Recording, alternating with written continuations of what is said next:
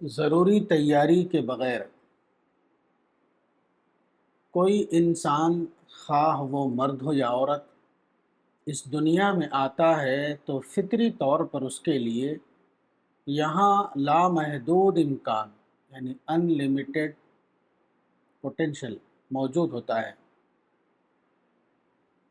مگر دنیا کے فطری قانون کے مطابق یہاں منصوبہ بندی اور ضروری تیاری کے بغیر کامیابی نہیں ملتی، کیونکہ یہاں ہر چیز آپ کو پوٹینشل کی صورت میں ملتی ہے۔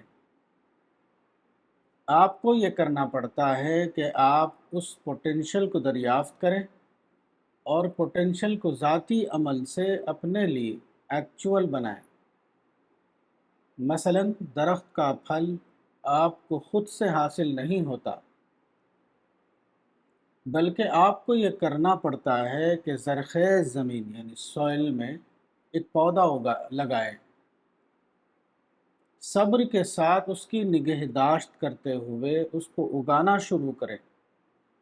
اس طرح وہ وقت آتا ہے جب کہ درخت ایک مکمل درخت بن جائے اور اپنا پھل آپ کو دینا شروع کرے۔ اسی طرح انسان کو یہ کرنا ہے کہ وہ اقدام سے پہلے گہرے مطالعے کے ذریعے مواقع کو دریافت کرے اور پھر دانش مندانہ منصوبہ بندی کے ذریعے اس کو استعمال یعنی اویل کرے۔ یہی فطری اصول فرد اور گروہ کی کامیابی کے لیے یکساں طور پر مطلوب ہے۔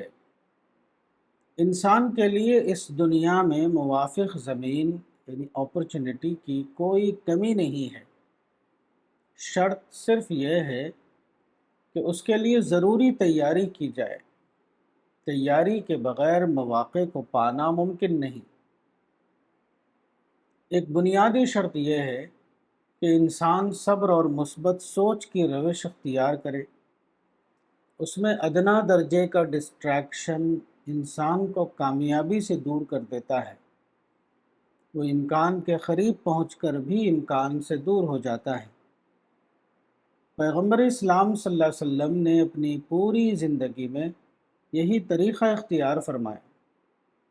اسی طریقے کا یہ نتیجہ تھا کہ آپ کو ہر اعتبار سے غیر معمولی کامیابی حاصل ہوئی۔